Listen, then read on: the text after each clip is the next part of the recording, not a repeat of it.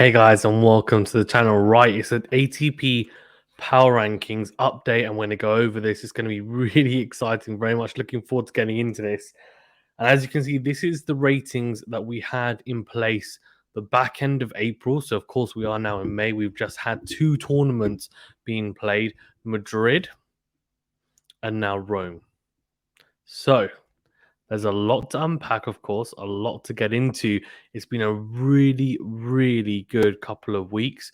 I feel like it has been anyway. It's been really exciting to watch. And for me, I mean, I don't know about you guys, but I've been really, really happy with some of the tennis being played. And of course, some incredible, incredible results as well. So, I mean, cannot wait. Of course, Rome is now this week. We've had Madrid the week before, and then we had Monte Carlo as well before that.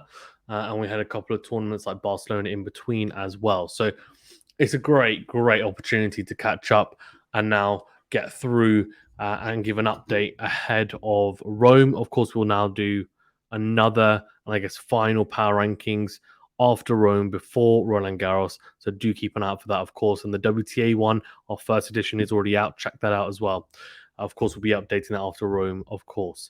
Please do remember as well to hit that like button if you are new to the channel or you're listening or watching on YouTube. And if you're new on YouTube, do subscribe to the channel as well for more content like this. If you're listening or watching on a podcast platform, do leave a rating or review. Really does help us out, both YouTube and podcast listeners and subscribers. So thank you very much for your support. Well, let's get into this. So, of course, this is not going to be the rankings. There's going to be a massive, massive shuffle around. And, of course, I think it's going to be pretty obvious what's going to happen. And if not, then I don't know really what to say to you because Carlos Alcaraz, the 19-year-old Spaniard, has come with vengeance. Of course, winning Barcelona and Madrid back to back after having a very underwhelming Monte Carlo, losing in the round of 32 there after, notably winning Miami as well. Very, very, very quick turnaround in that Monte Carlo Masters. And I think there was definitely some sort of sluggish kind of play involved there. But Korda, I think you have to give him credit, beating Alcaraz in 3 very close sets. But then since then, Barcelona won and beat Juan Munar, Tsitsipas, Alex de Minaur, and PCB. And then on the way to Madrid, I mean,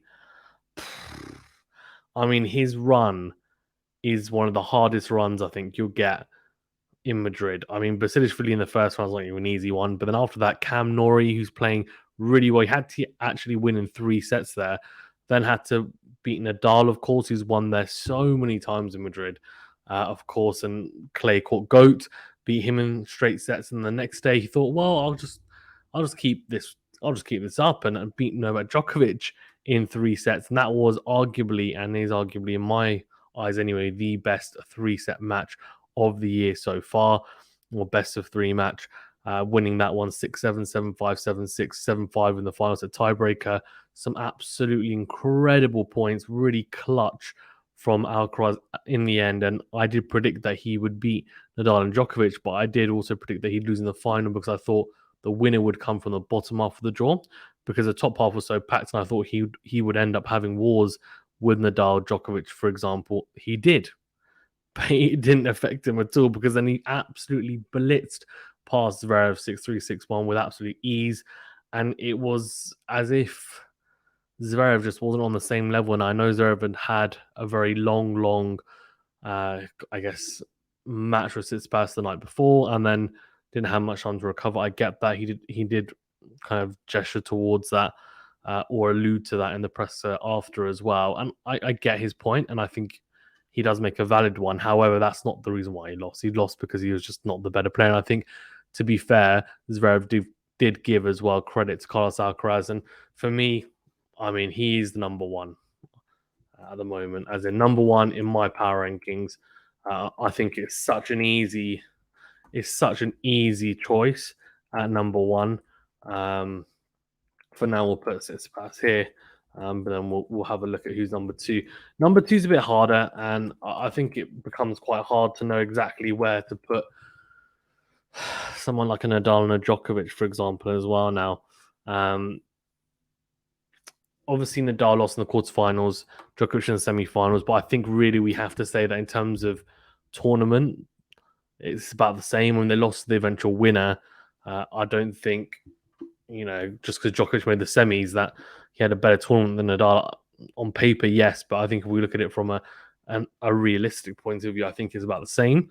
And then if we talk about, I guess, recent results, well, Nadal has been out for the last few weeks, whereas Djokovic made the final in Belgrade.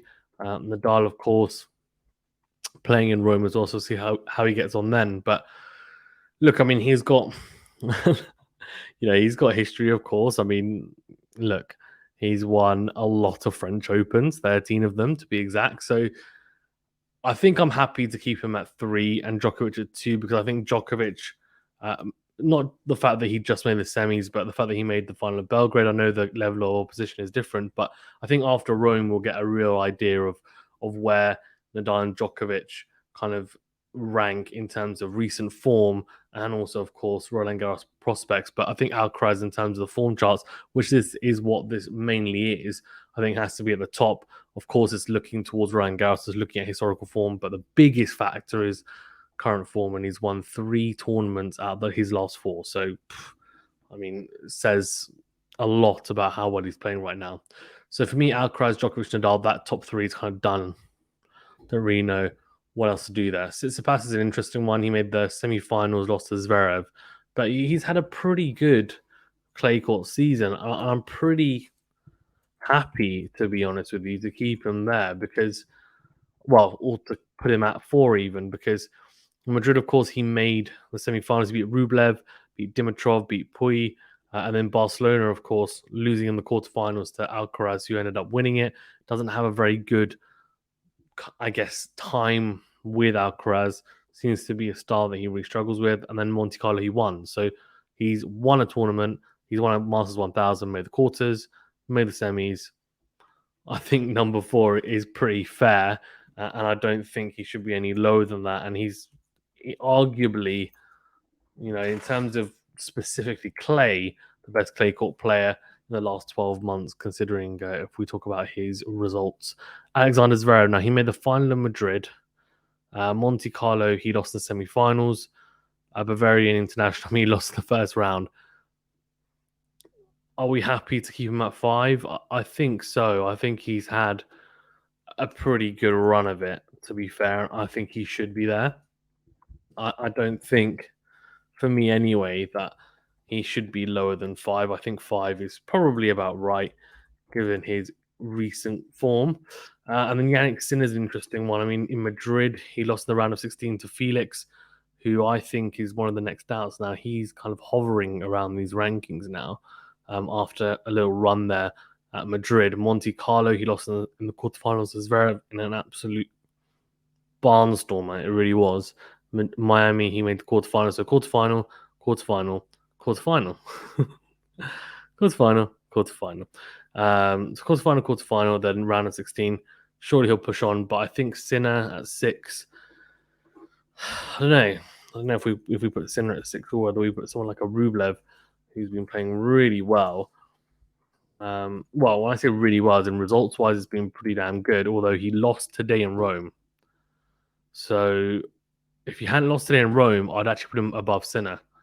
But now that he's lost, I think we can keep him at 7, I think. So Madrid obviously lost in the quarters to Tsitsipas. Serbian Open, obviously Belgrade, he won that. Monte Carlo Masters, round of 16, lost to Sinner. So yeah, fine. Sinner, Rublev, that's fine. I think that's okay. That kind of speaks for itself for me. And the rest are interesting, because I'm not 100% sure about where we place everyone else, and also who else should be coming in, because there's so many options with people just in terms of form. There's some great players as well, by the way, about not just just unbelievable.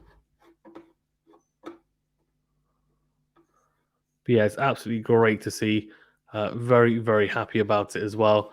Like the fact that I just think the kind of depth that we have is so good to see. That's what we want to see as well, right? We want to see I think we want to be in a position where we have a lot of players to pick from, and that seems to be the case. Like, it's not just a case of, okay, well, let's just, kind of worry about everyone else. No, no, no. Let's be honest. So people like Kekmanovic as well, although he lost again in the he like well like Rublev, he lost today in the first round as well. So it's just quite tough then to give him the props and say, well, he should be in the top 10. Should he? I mean, he's looked pretty good. Yeah, fine, but I don't think he should be. Cam Norrie, though, is another one. Now, I think Norrie should be in here.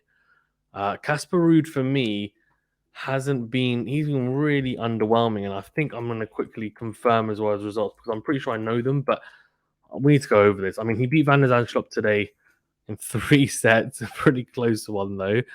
Madrid, he lost in the round of 32, his first round match. So his first match, second round match there, lost to Lejovic in 3 sets, lost to Van der Zandschulp in the quarterfinals of the Bavarian International. So he got revenge, I guess, over him there. Quarterfinal in Barcelona and round of 16 in Monte Carlo. Now, definitely should be in the top 10, but I don't know how deep he really should be. Now, Cam Norrie is an interesting one because Cam Norrie, for me, is playing or has been playing some really good tennis, but as of late, he's kind of struggled. He will have to play Cilic after beating Nardi in the first round in Rome. In Madrid, he made the round of 16, lost to the eventual winner of Alcaraz, took him to 3 sets, quarterfinals in Barcelona. So quarters in Madrid, round of 16 in Madrid, quarters in Barcelona, and round of 32. So lost in his first match in Monte Carlo. I think Carreño Busta's got to come out. I think he's got to come out. I'm just thinking.